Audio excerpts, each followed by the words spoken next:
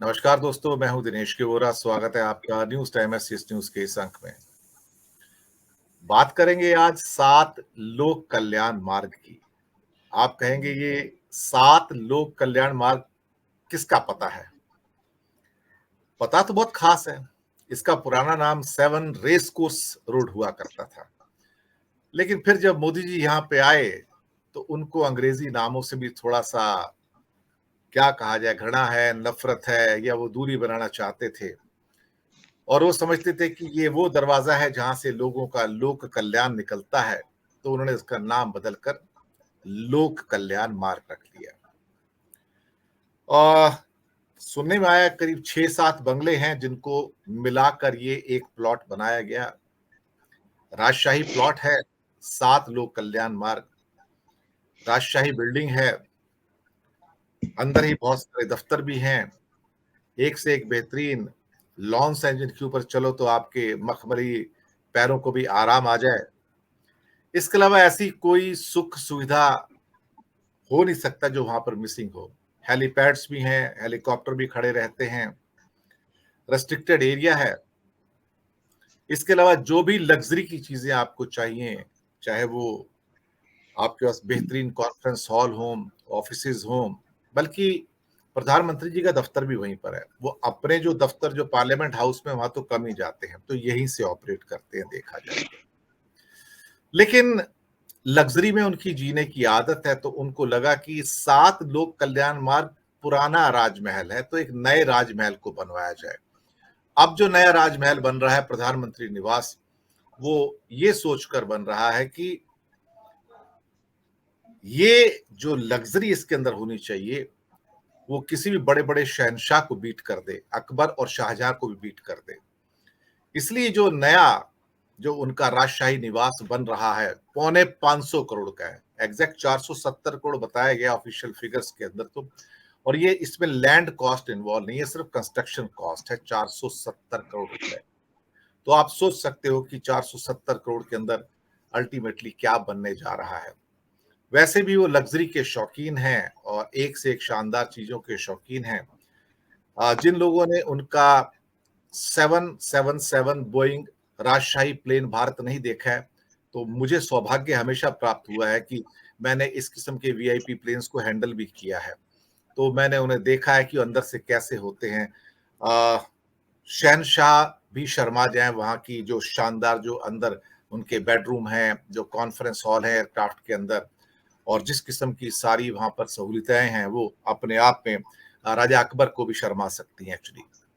इसके अलावा जो उनके पास बाकी सुख सुविधाएं हैं, 20-20 करोड़ की गाड़ियां हैं, एक पूरा फ्लीट है बीएमडब्ल्यू और रेंज रोवर्स का। तो भैया ये गलियां छोड़कर कौन जाए? ये गलियां ऐसी हैं कि जहां पर लग्जरी ऐसे बहती है जैसे कि, क्या कहते हैं कि आम आदमी के झोपड़पट्टी में रहते आदमी के बाहर एक नल लगा रहता है जो कभी बंद नहीं होता, हमेशा टपकता रहता है। तो यहाँ लग्जरी टपकती रहती है। दुनिया की एक से एक शानदार चीजें, अधिकतर विदेशी है, मैं आपको बताऊं, वहां पे इंडिया की कोई चीज आपको नहीं मिलेगी। तो इस लग्जरी में रहने वाले 7 लोक कल्याण मार्ग को मोदी जी को जल्दी खाली करना होगा। जनता कह रही है अतिथि तुम्हारे जाने का समय अब बहुत नजदीक है, भूल जाओ अब ये गलियां, जाओ कोई और गलियां तलाश करो। कहते हैं इन गलियों को अपनाना जितना आसान होता है, इनसे जुदा होना उतना ही मुश्किल होता है।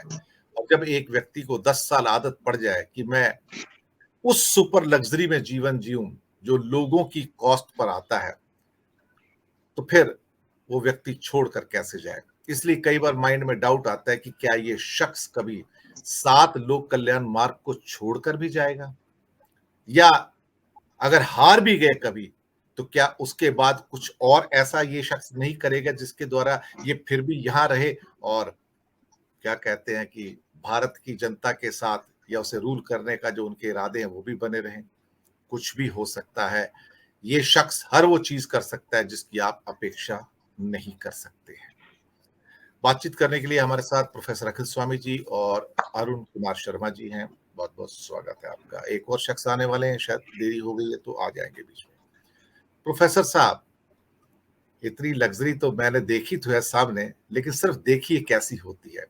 हवाई जहाज से अंदाजा हो जाता है कि इंसान कैसी जिंदगी जीता होगा, क्योंकि ये लग्जरी दुनिया के बड़े-बड़े राष्ट्र अध्यक्षों को भी नसीब नहीं है, जो हमारे प्रधानमंत्री को नसीब है। तो ये कोई लाल बहादुर शास्त्री थोड़ी हैं, जो कभी प्रधानमंत्री निवास में नहीं रहते थे, वो तो अपने एमपी बंगले में रहते थे, प्रधानमंत्री निवास में रहने ही नहीं गए थे वो। और सादगी के असली प्रतीक, और मोदी जी ठहरे लग्जरी के असली प्रतीक। आपकी प्रतिक्रिया चाहूंगा, क्या ये 7 लोक कल्याण मार्ग कभी खाली करेंगे क्या? जी सर। देखिए, जो यशस्वी प्रधानमंत्री मोदी जी हैं वो इतने गरीब परिवार से हैं, बहुत गरीब परिवार से हैं। बचपन में चाय बेचा करते थे, उस स्टेशन पे जो बना ही नहीं था। जी। लेकिन मिसेस बाइडेन को 7.5 कैरेट का हीरा भेंट कर सकते हैं, लेकिन मणिपुर की रोती हुई महिलाओं के आंसू पोंछने नहीं जा सकते। 15 दिन से उत्तराखंड के अंदर मजदूर सुरंगों के अंदर दबे हुए हैं, और भारत के सारे प्रयासों के बावजूद, अमेरिका से मशीनें मंगाकर प्रयास करने के बावजूद वो नहीं निकल पा रहे हैं। लेकिन हमारे प्रधानमंत्री को फुर्सत नहीं है कि वहां जाकर वो कुछ मदद करें या मदद करने की बात करें। हमारे 5 वीर सैनिक, जिसमें 2 अधिकारी थे, वो हताहत हुए हैं, शहीद हुए हैं। आपने आगरा में देखा होगा कि एक अधिकारी, जिसके जब शव को लाया गया तो उसकी मां बिखल रही है, रो रही है, और ऐसे विलाप कर रही है जो कोई भी मां करेगी। और वहां एक उपाध्याय जी हैं, मंत्री हैं उत्तर प्रदेश सरकार के, वो 50 लाख का चेक दे रहे हैं, और उनका मुंह जो है वो फोटोग्राफर की तरफ है, वो फोटो खिंचाने की तरफ देख रहे हैं, उस मां को सांत्वना नहीं दे रहे। और मां कह रही है कि भैया मुझे नहीं चाहिए पैसा, मेरा बेटा वापस ला दो। एक शब्द कहने के लिए समय नहीं है लोगों के पास। तो ये वास्तविकता ये है। देखिए, बड़े बड़े तोप आए, बड़े बड़े तीरंदाज आए, महल तो सबको खाली करने पड़ेंगे, और पूरे विश्व में लोगों को खाली करने पड़े। ये हिंदुस्तान का जनमानस है, ये हिंदुस्तान की सीरत है, और यहाँ का स्वभाव है। लोकतंत्र हमारी रगों में बहता है, और हम अपने लोकतांत्रिक अधिकार, संवैधानिक अधिकार का हनन नहीं होने दे सकते। ये पूरे देश का मत है।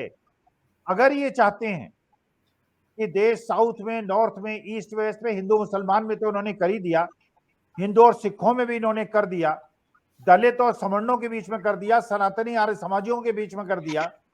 लेकिन अगर ये चाहते हैं भारत एकजुट रहे, जो हम चाहते हैं, हम उसके लिए अपना प्राण देने तक प्रयासरत रहेंगे। इस देश में ऐसा दुस्साहस कोई न करे। भारत को और पाकिस्तान को अगर अलग करती है तो केवल एक बात करती है। पाकिस्तान में पिछले 75 साल में कितने खून बहा है, सत्ता जब पलटी है। आज इमरान खान जेल के अंदर हैं, और भुट्टो साहब को फांसी दी गई थी। हिंदुस्तान में ऐसा आज तक नहीं हुआ। लेकिन चलिए, हिंदुस्तान को ये लोग पाकिस्तान के रास्ते में ले जाने का प्रयास कर रहे हैं, लेकिन ऐसा होगा नहीं, मुझे ऐसा लगता नहीं।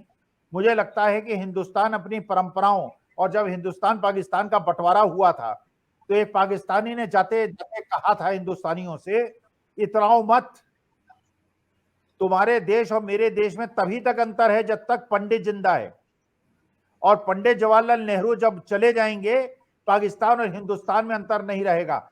ये 70 साल तक, हमने 65 साल तक प्रयास किया, हिंदुस्तान हिंदुस्तान रहा। पंडित नेहरू के जाने के बाद भी अटल बिहारी वाजपेयी हो या मनमोहन सिंह हो, भारत को एकजुट रखा। लेकिन अब वो जो अंतर था वो खत्म हो गया है। महात्मा गांधी और पंडित जवाहरलाल नेहरू को बदनाम करने वाले हिंदुस्तान को पाकिस्तान के लीग पे ले जा रहे हैं। लेकिन भारत के जनमानस को जितना मैंने पढ़ा है, भारत में लोकतांत्रिक रूप से सत्ता बदलेगी। भीमराव अंबेडकर साहब ने जो संविधान बनाया था, देश उसी के लीक पे चलेगा। इस देश को कोई तोड़ नहीं सकता।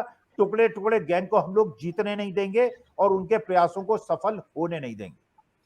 स्वामी जी, एक प्रश्न